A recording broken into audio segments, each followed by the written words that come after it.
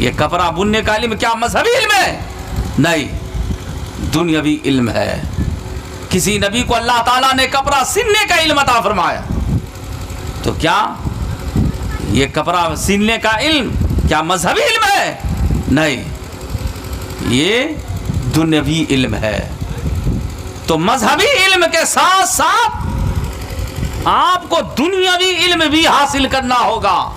ہم دنیا میں آئے ہیں تو دنیا میں زندگی گزارنے کے لیے دنیاوی علم حاصل کرنا ہوگا کہ نہیں کرنا ہوگا؟ کرنا ہوگا کہ نہیں کرنا ہوگا؟ یقیناً ہمیں دنیا کے علم کو حاصل کرنا ہوگا۔ تو مذہبی علم کے ساتھ ساتھ دنیاوی علم بھی حاصل کیجئے۔ بہرکیف میرے بھائیوں، میں بتانا یہ چاہتا ہوں کہ حضرت ابراہیم علیہ السلام کو اللہ تعالیٰ نے خوشیاں عطا فرمائی تو سب سے پہلے اللہ کی تعریف بیان کیا، اللہ کا حمد و ثنا بیان کیا۔ یہ تو حضرت ابراہیم علیہ السلام کی عملی زندگی، اللہ کی بارگاہ میں شکر ادا کرنے والی۔ اب آئیے صحابہ کرام کی تاریخ کا مطالعہ کیجیے۔ حضرت رسول کائنات صلی اللہ علیہ وسلم کے ایک صحابی ہے، رسول کائنات صلی اللہ علیہ وسلم کے ایک صحابی ہیں جسے مکان جیسی نعمتیں نہیں تھی۔ کوشش کرنے کے بعد اللہ تعالیٰ نے ایک صحابی کو مکان جیسی نعمتیں عطا فرمائی، مکان جیسی نعمتیں عطا فرمائی۔ مکان کی تعمیر ہو گئی، مکان پائے تکمیل تک پہنچ چکا، تو اپنے بیوی بال بچوں سے مشورہ کیا۔ تاریخ یہ بتاتی ہے کہ کل صحابہ کرام کو کوئی خوشیاں حاصل ہوتی تھی نا، یا کوئی کام کرتے وہ لوگ، تو سب سے پہلے اپنے بیوی بال بچوں سے مشورہ لے لیا کرتے تھے۔ آج جانتے ہیں ہم بڑے سے بڑے کام کر جاتے ہیں لیکن مشورہ نہیں کرتے ہیں۔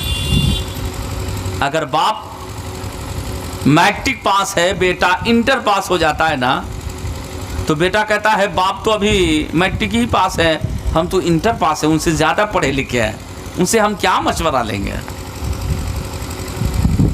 آپ ایم اے پاس کر جاؤ، آپ عالم فاضل بن جاؤ، لیکن باپ ہوتے ہیں،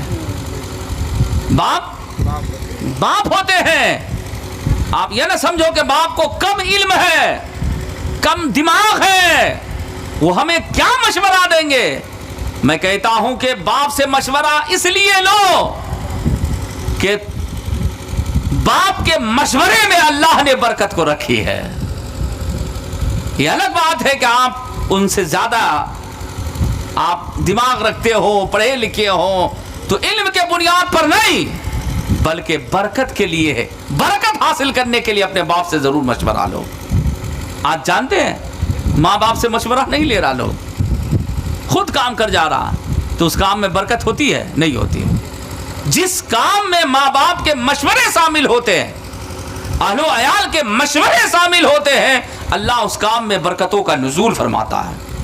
اس لیے کوئی بھی کام کرو تو بیوی بال بچوں سے، ماں باپ سے مشورے لے کر کیا کرو، اللہ اس کام میں برکت رکھے۔ تو اس صحابی کو اللہ تعالیٰ نے مکان جیسی نعمتیں عطا فرمائی، مکان کی تعمیر ہو گئی، مکان پائے تکمیل تک پہنچ چکا، تو بیوی بال بچوں سے مشورہ کیا کہ اب کیا کیا جائے۔ تو بیوی بال بچوں نے مشورہ دیا کہ رسول کائنات صلی اللہ علیہ وسلم کا بابرکت زمانہ ہے، اگر سرکار ہمارے گھر میں خیر و قدم ناز کو رکھ دے تو سرکار کے قدم کی برکت سے اللہ ہمارے گھر میں خیر و برکت کا نزول فرما دے گا۔ اسی جذبے کو لے کر، اسی عقیدے کو لے کر وہ صحابی سرکار کی بارگاہ میں پہنچے، عرض کیا یا رسول اللہ، اللہ تعالیٰ نے مجھے ایک مکان جیسی نعمت عطا فرمائی، مکان کی تعمیر ہو گئی، مکان پائے تکمیل تک پہنچ چکا ہے یا رسول اللہ۔ ہم لوگوں کا یہ عقیدہ ہے کہ یا رسول اللہ، اگر آپ ہمارے گھر میں قدم ناز کو رکھ دیں تو اللہ ہم آپ کے قدم کی برکت سے ہمارے گھر میں خیر و برکت کا نزول فرما دے گا۔ رسول آدم صلی اللہ علیہ وسلم نے یہ نہیں کہا، کہاں قرآن میں لکھا ہوا، کہاں حدیث میں لکھا ہوا ہے؟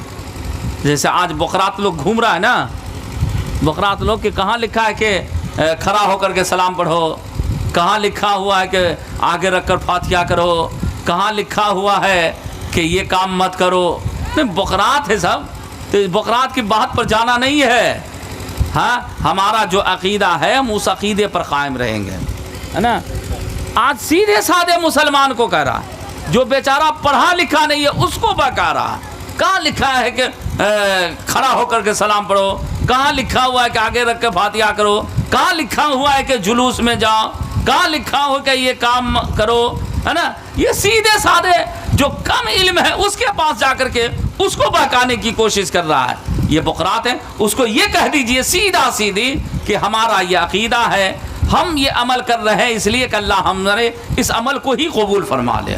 بس اتنا کر کر کے اس بقرات کو جواب دے دیجئے اور کہیے آپ کا راستہ آپ کے ساتھ، میرا راستہ میرے ساتھ۔ سیدھے سیدھے، بحث کرنے کی ضرورت نہیں ہے نا۔ اور زیادہ بحث کرے تو کہیے چلو مدرسہ فیض القربہ چلو، ہے نا۔ زیادہ بحث کرے تو اس کو مدرسہ اٹھا کر کے لے آئیے، انشاءاللہ تعالیٰ اس کو اتنے دلائل پیش کر دیے جائیں گے نا کہ اس کے عقل کی کھوپڑیاں ڈھیلی ہو جائیں، عقل کی کھوپڑیاں سیدھی ہو جائے گی۔ اس لیے میں آپ سے یہ کہوں گا کہ آپ اس کو کہیے کہ ہم کو اس سب کا علم نہیں ہے نا۔ ہمارے امام صاحب ہم کو یہ بتائے ہیں کہ کھڑا ہو کر سلام پڑھو، ہے نا، آگے رکھ کر فاتحہ کرو، جلوس محمدی میں شامل ہو، یہ نیک کام ہے۔ ہم اپنی اقتدا نمازی امام صاحب کی اقتدا کرتے ہیں، ہم امام صاحب کی بات کو فالو کرتے ہیں، ان کی باتوں کو مانتے ہیں۔ بس اتنا ہی کہہ دیجئے۔ اگر آپ کو زیادہ سمجھنا ہے نا، چلیے میرے امام صاحب کے پاس، چلیے ہمارے ادارے میں چلیے، انشاءاللہ تعالیٰ آپ کو تشفی بخش جواب مل جائے گا، انشاءاللہ آپ کو تشفی بخش جواب مل جائے گا۔ بہرکیف وہ صحابی کو اللہ کے رسول صلی اللہ علیہ وسلم نے یہ نہیں کہا کہ کہاں قرآن میں لکھا ہوا ہے، کہاں حدیث میں لکھا ہوا، بلکہ سرکار صلی اللہ علیہ وسلم اس صحابی کی دعوت کو قبول کر لیا۔